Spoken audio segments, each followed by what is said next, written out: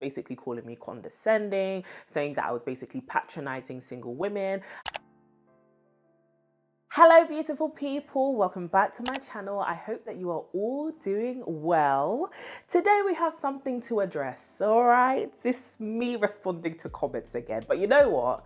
Let me take it easy. Basically, before I took my little mini hiatus a couple of weeks, a month ago, I received some comments over on Instagram and on YouTube basically criticizing me for making the sort of content that I do, especially surrounding the season of singleness or just singleness in general. Now, you guys know here on my channel, I do create a lot of content talking about being single and how to make the most of that season of your life, not just for women of faith, but for all women, because I feel like we're living in a time where, you know, it's hashtag relationship goals absolutely everywhere still, and people want to be booed up, and it's not wrong to have that desire. But I wanted to kind of give some representation to, you can be single as a woman who is desiring marriage, or maybe not even desiring marriage, and still be thriving and happy and making the most of your youth or your life, and you don't have to be sitting around waiting before you get your life started. But somebody had a little bit of a problem with the content, and basically I woke up one day to a lot of comments on Instagram under several posts basically calling me condescending, saying that I was basically patronizing single women, and just generally having a bit of a rant and, you know, things to say against singleness content, especially when it comes to faith, but also just in general, the fact that it feels like single women are being picked on. They're being told the obvious, that single women know that they should have friends around them. Of course they have friends around them, but they still feel lonely. They can still feel upset about the fact that they are single. And I shouldn't patronize women into thinking that being single is the, you know, woohoo of life, because most people want to be in a relationship, and me encouraging women to enjoy their singleness can come across as patronizing or condescending, and that there is a disproportionate amount of singleness content basically telling single women what they should be, what they shouldn't be, what they should and shouldn't do, versus people kind of critiquing or addressing things towards married women and the things that they may be flawed with or bad at, or the things that they may be doing that may be problematic. Now, I'm not gonna lie, I didn't like the approach of the comment, and that was just the human in me. Let me be honest. You guys know I try to cultivate a space that is respectful as well as nuanced, and I always want to make sure that I am taking care of my digital community, but I also expect to be taken care of by said community.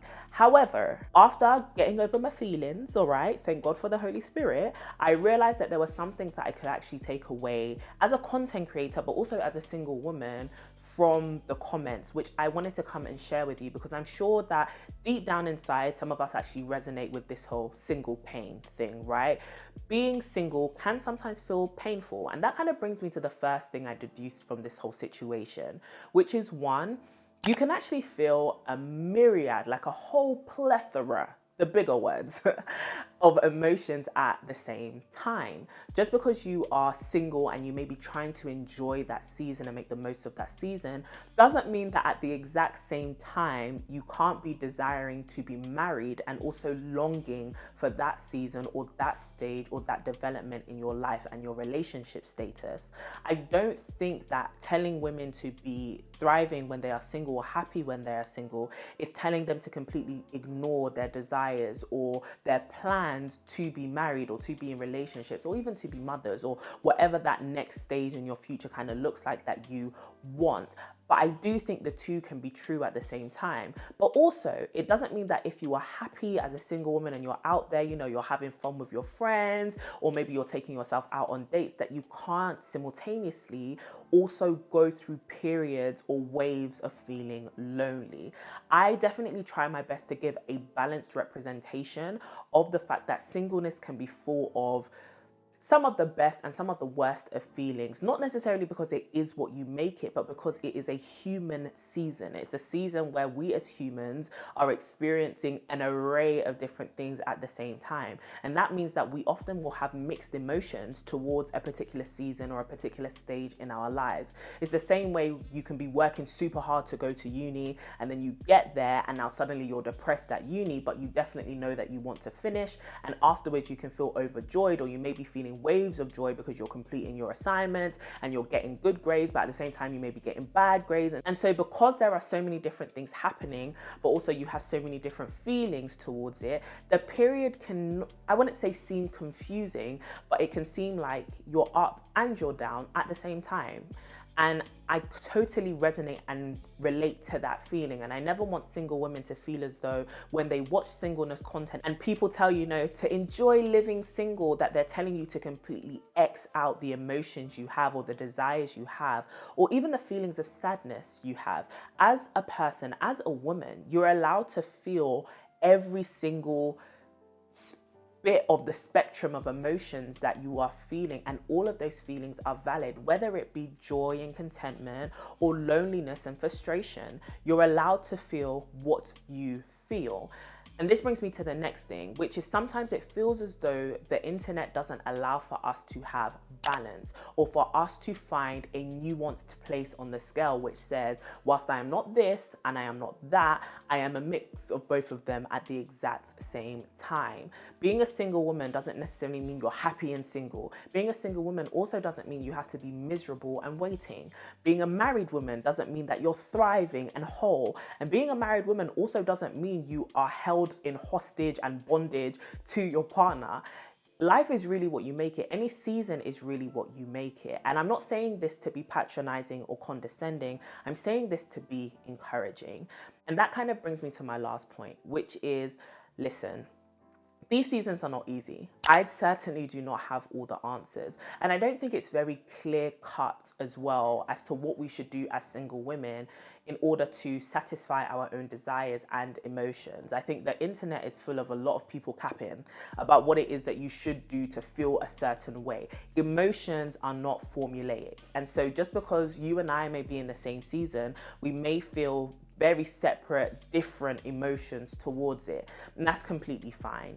I think you're allowed to be an individual. You're allowed to be going through your own journey and your own process at your own rate and in your own direction. But one thing about my channel is, no matter how much I can acknowledge that, yes, sometimes life can be absolute crap, and sometimes it can throw curveballs at you, or sometimes you can actually be dissatisfied. One thing about this space is I'm always gonna leave the women who watch me with, and the people that watch me with, encouragement. I do that for myself on a daily basis. I'm sorry, but I'm sorry, but not sorry. I don't want to live a life where I feel down and out all the time. Now, don't get me wrong. Like I said, I allow myself to feel my emotions. There are days where I will be on the phone to my friends. I'm like, guys, this dating thing here, I'm gonna need a ring real quick. And it's the reality of what I'm feeling. But then there are also days where I'm like, you know what? I'm flying to another country, childless at the moment, without a husband at the moment. And I feel so free and I feel so young. And those are the same Courtney each way, but I'm allowing myself to feel the emotions of things. But at the end of the day, when I lay my head down to sleep and I pray, the one thing I hold on to is that I can be encouraged to know I can find contentment and fulfillment and purpose no matter what season of my life I am in. Whether it feels painful, whether it feels joyful, there is purpose, there is wisdom, and there is encouragement that can be drawn out from that time of my life. And I really hold on to the scripture that tells us to encourage ourselves. And I really want this to be a space where women can be encouraged, because I feel like there are so many things and spaces and conversations on the internet which allow us to feel completely hopeless about not just our relationship status, but also the future and our careers and us having kids and whether the world feels safe for us as women. And I don't want to be another space which adds to that doom and gloom. Now, don't get me wrong, this isn't going to be a space where you're lied to and you're told everything is going to be absolutely fine. I cannot guarantee that.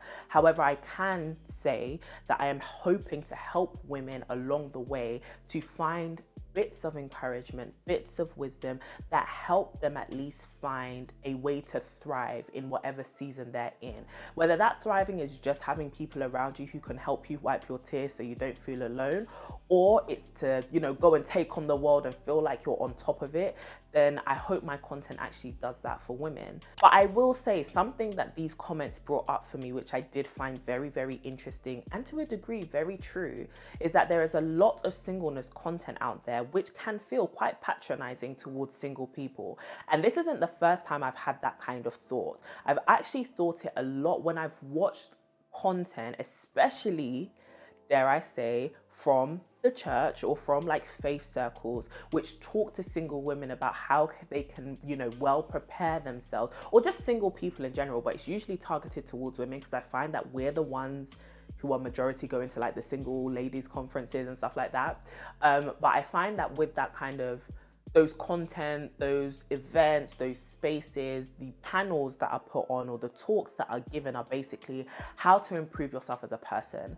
And one thing I can do is, even as somebody is coming and critiquing me, I can definitely point with a critical eye at a place where I can agree with them, which is sometimes we are told to do the obvious or to do the things that we're already doing. And it's just like, okay, well, keep doing that. And once you reach the pinnacle of that, or once you perfect your personal development, you'll receive a relationship. That's not how life works. You perfecting yourself, as if perfection is even achievable, doesn't make you deserving of the reward that is a relationship, because a relationship is not a reward.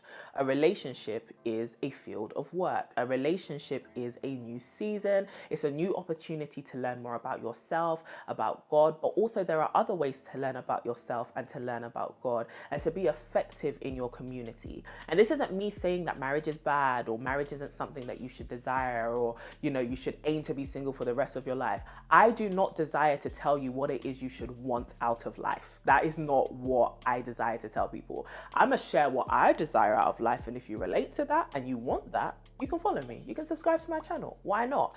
But for me personally, I do think that sometimes as I watch certain clips, it's very mundane and it's telling you, work on yourself, serve in church, do all these things, start working on being able to cook and clean, or work on, healing, that buzzword that we hear all the time. I use it all the time too, so it's not a drag. But work on healing, go to therapy, and all of these things, when done in perfect pattern, will help you find the perfect partner. And that's not true.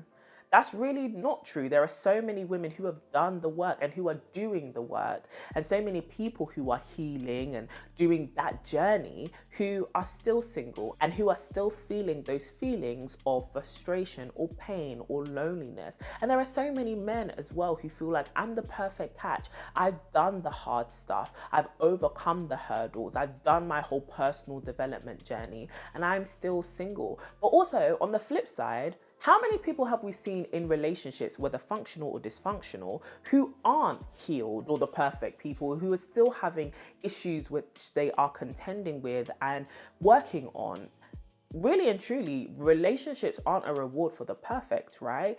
Now, this doesn't absolve women of having to work on their personal development or, having to prepare themselves for a functional marriage. Not just for marriage, but to have a marriage where they feel like they are equipped to do the work of making a marriage or a relationship work. I'm not saying that women don't have to do work. I'm not saying that men don't have to do work. But that work isn't just relegated to preparing for marriage.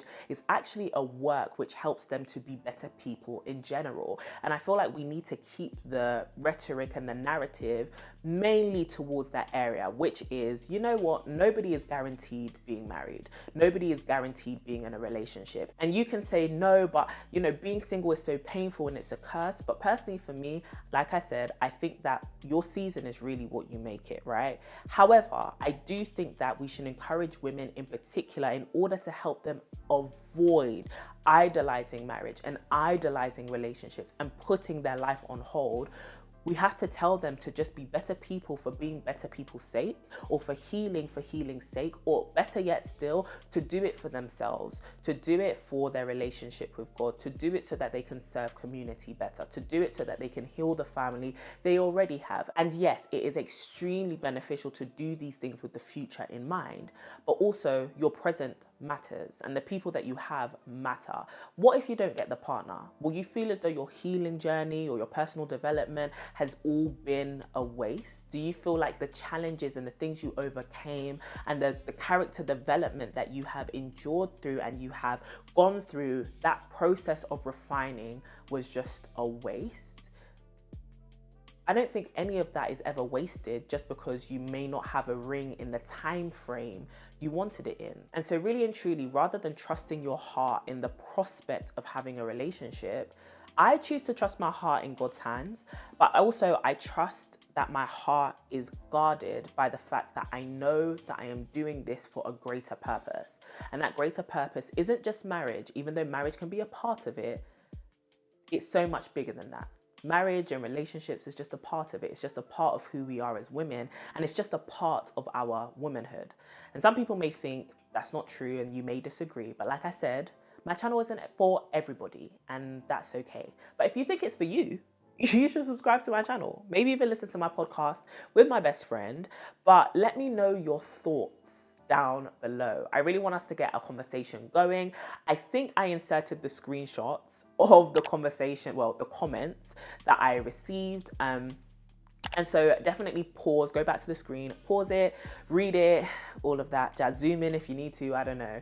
But I don't want us to dwell too much on certain things, but I do want us to have a productive and helpful conversation so that we can all glow and grow together. So let me know your thoughts down below and make sure that you like this video so that it can be shown to more people. I hope that Did you hear that? I hope that you enjoyed this video, and I will talk to you very, very, very soon. As always, keep glowing and growing. Mwah. Also, I just wanted to come and let you know that I actually filmed a TikTok today of my makeup. It's like one of my first TikTok videos. So if you would like to go and, follow me on TikTok, it would help me. Thank you.